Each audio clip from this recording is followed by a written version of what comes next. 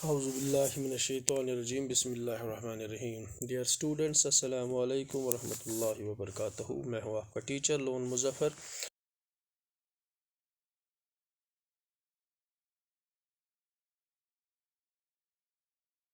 है क्रिश्चियंस में कि हमें जो भी हमारी होली लैंड है उसको फिर से रिकैप्चर करना है, जो मुसलमानों ने हमसे छीनी है उस पर कब्ज़ा करना है। उसके लिए हमें एक जंग लड़नी है, तो war in the name of God. ठीक है, तो खुदा के नाम पे एक जंग लड़नी है, जो मरेगा वो शहीद हो जाए। तो ये पोप ने ऐलान कर दिया। तो इसी होली वार को हम क्रूसेड कहते हैं। ठीक है, that was between the Muslims and the Christians. ठीक है, तो देखो, पहला क्रूसेड हम देखेंगे। पहला क्रूसेड, तो पहला क्रूसेड हुआ कब हुआ? 1098 में, जो soldiers from the France and Italy, तो जो सोल्जर्स फ्रांस और इटली से जो भी फौज आई थी, उन्होंने एंटोनॉच इन द सीरिया और जेरूशलम पे कब्जा किया। They captured the Antioch in Syria and Jerusalem. ठीक है, तो उनको वहाँ पे बहुत विक्ट्री मिली, उनको कामयाबी मिली by slaughtering of the Muslims and the Jews in the city. जो भी वहाँ पे मुसलमान रहते थे या यहूदी जो रहते थे, जो ज्यूज़ जो रहते थे, उनको स्लॉटर किया, उनको मार दिया वहाँ पे। तो उनको कामयाबी वहाँ से मिली। तो उन्होंने फिर क्या किया? They quickly established 4 crusader states in the region. तो उन्होंने 4 क्रूसेडर स्टेट्स बनाए। किस रीजन में? फ़लस्तीन और सीरिया में। फ़लस्तीन और सीरिया में उन्होंने क्विकली 4 क्रूसेडर स्टेट्स एस्टैब्लिश किए। ठीक है, तो उसके बाद क्या, दीज टेरिटरीज जो भी थे उनको नाम दिया गया। क्या नाम दिया गया? आउटरिमर, आउटरिमर, आउटरिमर, इनको नाम दिया गया द लैंड ऑफ ओवरसीज। ठीक है, तो बाहरी की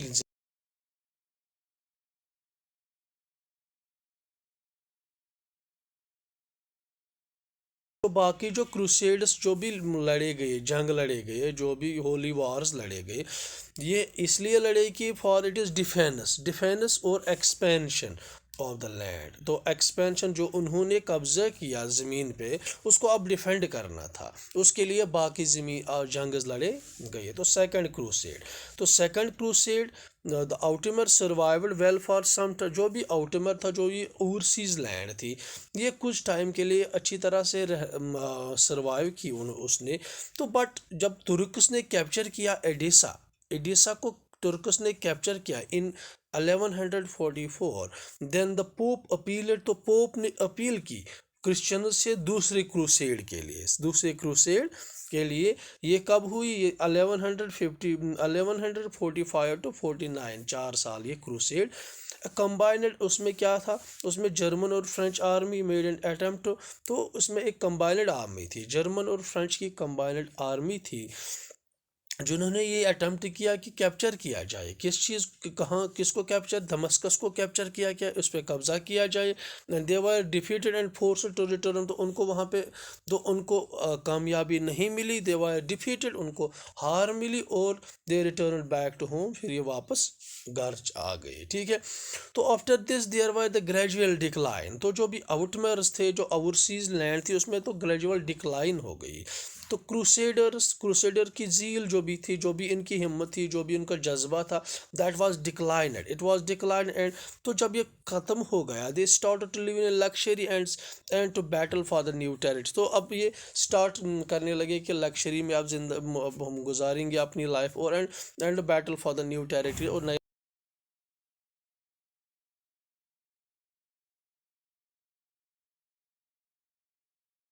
ने क्या क्रिएट किया? उसने क्रिएट किया कि इजिप्टो सीरियन एम्पायर, इजिप्टो सीरियन एम्पायर इसने इजिप्ट किया, अनाउंस्ड ए होली वार।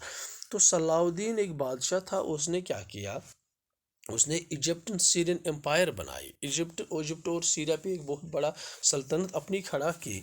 तो उसने ऐलान किया, क्रिश्चियनों के खिलाफ जहाद का ऐलान किया, होली वार का ऐलान किया, एंड डिफीटेड देम, और उनको हरा दिया 1187 में। ठीक है, तो उसने फिर क्या किया? जो जेरूशलम, तो पहले क्रूसेड में जो जेरूशलम क्रिश्चियनों ने हासिल किया, मुसलमानों से कैप्चर किया था, उसने इसको रिगेन कर दिया। तो सलाउद्दीन जो था तो इसने जेरूसलम को फिर से कब्जा कर लिया, इसको रिगेन कर लिया।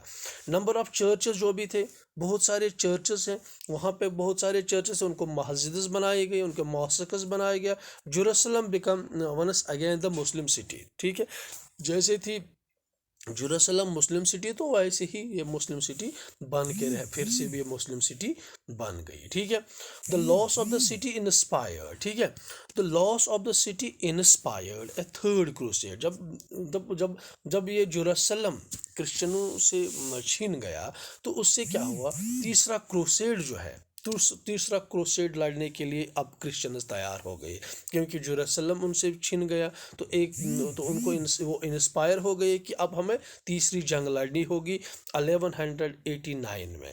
And got free access to Jerusalem for the Christian pilgrimage, क्योंकि क्रिश्चियन पिलग्रिमेज के लिए उनको चाहिए थी फ्री एक्सेस वहाँ पे जाने के लिए, तो अब उन्हें यही चाहिए था। ठीक है, the Mamluks and the rulers of the Egypt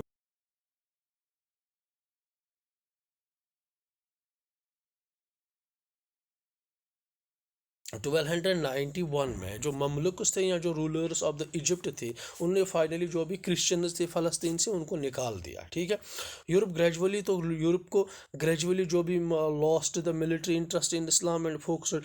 तो अब जब ये जंग हारते हारते गए मुसलमानों से, तो उनसे ये हुआ कि जो भी मिलिट्री इंटरेस्ट थे इस्लाम में, तो अब ये उनको मतलब ये ग्रेजुअली दे लॉस्ट दैट, ये ख़त्म हो गया इनमें मिलिट्री इंटरेस्ट। अब उन्होंने क्या किया, अब उन्होंने खुद पे जो भी इंटरनल पॉलिटिकल या कल्चरल डेवलपमेंट्स यूरोप के थे उस पर ध्यान देना शुरू कर दिया। ठीक है, तो उसके बाद हम देखेंगे कि economy agriculture and urbanisation and commerce. ठीक है, तो पहला देखेंगे हम agriculture. Agriculture was the main, जो भी सेलरल पॉपुलेशन थी यूरोप में, तो एग्रीकल्चर उनकी मैन ऑक्यूपेशन थी। मैन ऑक्यूपेशन क्या थी, एग्रीकल्चर। लोग एग्रीकल्चर पे ही गुजारा करते थे कि तो लैंड जो भी थे ये ओनर्ड थी by the big and small peasant, जो भी छोटे छोटे किसान थे या बड़े किसान थे उनकी अपनी ज़मीन थी। इन सम केसेस, तो कुछ केसों में सरकार की ज़मीन थी, कुछ केसों में सरकार की ज़मीन थी, नहीं तो ज़मींदारों को अपनी ज़मीन थी। द स्टेट ओनर्स कलेक्ट, तो स्टेट ओनर जो भी थे ये कलेक्ट टैक्स करते थे on the base of state के ऑन बिहाफ पे ये टैक्स कलेक्ट करते थे during the Sasanian as well Islamic period में भी ये हुआ था। ठीक है, लेटर जो भी cultivation was done on the pastoral lands, तो जो भी पास्चोरल लैंड थी जहाँ पे लोग मतलब अपने जो भी हर्ड्स थे उनको चराने के लिए, घास खाने के लिए ले जाते थे, जो खुली ज़मीन थी, पास्चोरल लैंड जो भी था, तो लेटर इस पर भी कल्टिवेशन की शुरू हो गई। तो these lands wire the common property, तो ये जो लैंड्स थी ये कॉमन प्रॉपर्टी थी गाँवों की, ये किसी की मिल्कियत नहीं थी, ये लोगों की।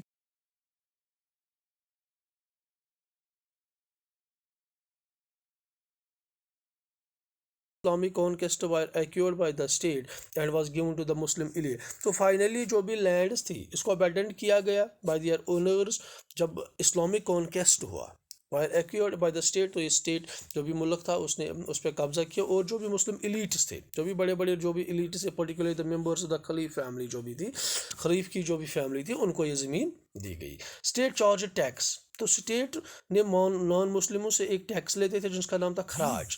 खराज एक टैक्स था जो नॉन मुस्लिमों से लिया जाता था, तो स्टेट उन पे चार्ज करता था। पीजेंट्स जो भी थे नॉन मुस्लिम पीजेंट्स, उन पे which varied from half to the fifth of the produce, ये वैरी करता था हाफ या फिफ्थ ऑफ द प्रोड्यूस, या तो पांचवा हिस्सा लेते थे प्रोड्यूस का या हाफ लेते थे प्रोड्यूस का, ये वैरी करता था, जगह जगह पे था। On the other hand on the other hand जो भी मुस्लिम कल्टिवेटेड बाय द मुस्लिम, तो जो भी मुस्लिम कल्टिवेट करते थे उनको भी 1/10 ऑफ द प्रोड्यूस टैक्स देना पड़ता था, जिसको हम उशर कहते हैं। आज भी हम देते हैं, जो भी हमारा जो प्रोड्यूस निकलता है तो हम 1/10 ऑफ दैट प्रोड्यूस हम देते हैं, जो ही कोई भी प्रोड्यूस जो भी निकले उसको उशर कहते हैं। ठीक है, उशर की सूरत में उस टाइम भी ये मुसलमानों से लिया जाता था। सो नॉन मुस्लिम जो भी थे, तो उस जब नॉन मुस्लिम को ये मतलब हुआ कि हमें मतलब मुसलमानों को कम टैक्स देना पड़ता है, तो ये they start converting to Islam, तो उन्होंने स्टार्ट किया कि कन्वर्ट इस्लाम में होने लगे, तो एंड टू पे लोअर टैक्स। इससे क्या हुआ, इससे ये हुआ जब लोअर टैक्स आ गए तो स्टेट की इनकम कम हो गई, स्टेट की इनकम कम हो गई। तो उसके बाद क्या हुआ, इन दिस द खलीफ फर्स्ट जो उसने क्या किया, जो कन्वर्शन थी, जो हिंदू या कोई भी गैर मुस्लिम जो भी था इस्लाम बनता मुसलमान बनता था,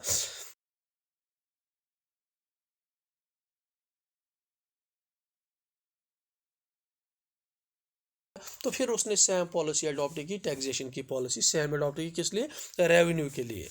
तो लेटर द स्टेट अपॉइंटेड, तो उसके बाद state appointed the officials to collect the revenue also the iqtas from the, तो उसके बाद स्टेट ने अपॉइंट किए थे, मुलाजमों को अपॉइंट किया था, जो मुलाजिम रेवेन्यू कलेक्ट करते थे, जो भी टैक्स वैक्स तो लिखता, जिसको इक्तास कहते थे, एग्रीकल्चरल सेक्टर से, ठीक है। तो उसके बाद हम देखेंगे, ठीक है। तो उसके बाद देखेंगे हम चेंजेस, ठीक है। उसके बाद हम चेंजेस देखेंगे, changes in the agriculture, agriculture में कौन कौन सी चेंजेस देखने को मिली उस पीरियड में, ठीक। एग्रीकल्चर जो प्रॉस्पेरिटी थी या पॉलिटिकल स्टेबिलिटी जो, ये इट हैपन टुगेदर, ये एक साथ ही आ गई। चाहे एग्रीकल्चरल प्रॉस्पेरिटी थी, एग्रीकल्चर में बहुत ही बड़ी कामयाबी मिली, या पॉलिटिकल स्टेबिलिटी थी, ये एक साथ ही हो गई। बहुत सारी जगहों पे जो भी नाइल वैली थी, जो भी नाइल वैली थी, specially in the Nile valley, the state जो उन्होंने, उसने स्टेट ने सपोर्ट किया इरिगेशन सिस्टम को, आपाशी के निज़ाम को बड़ा ही सपोर्ट किया। उसके लिए स्टेट ने क्या किया, दे कंस्ट्रक्टेड द डैम्स बनाए, कैनाल्स बनाए, एंड डिगिंग वेल्स खोदे, ठीक है। They were all important for the good harvest, ये इसलिए क्योंकि इससे अच्छा हार्वेस्ट निकलता था, इससे असली अच्छी फसल निकलती। Islamic law gave the tax concession to the people who brought land under cultivation. तो इस्लामिक लॉ में ये हुआ था कि इस्लामिक लॉ में ये कि जो भी under cultivation first time land करता था, उसको टैक्स कंसेशन मिलती थी, ठीक है। Through the peasants initiated and state supports cultivable land, expanded productivity increase. इससे क्या हो गया, इससे ये हो गया, पीजेंट्स ने इनिशिएट किया, स्टेट सपोर्ट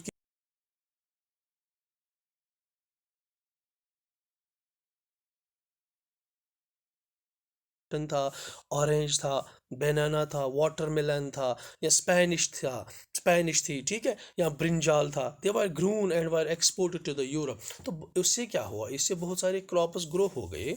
तो जब स्टेट ने सपोर्ट किया, तो इससे बहुत सारी क्रॉप्स ग्रो हो गए।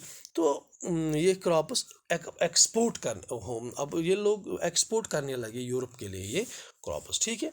तो ये थे पहले हमने क्रूसेड का देखा, फिर हमने देखा एग्रीकल्चर में कौन कौन सी चेंजेस आई, और एग्रीकल्चर में कैसा टैक्स लगता था, ठीक है। अब नेक्स्ट में देखेंगे अब अर्बनाइजेशन कैसे हुआ अरब में, सेंट्रल इस्लामिक लैंड्स में। तो तब तक के लिए have a good day, thank you.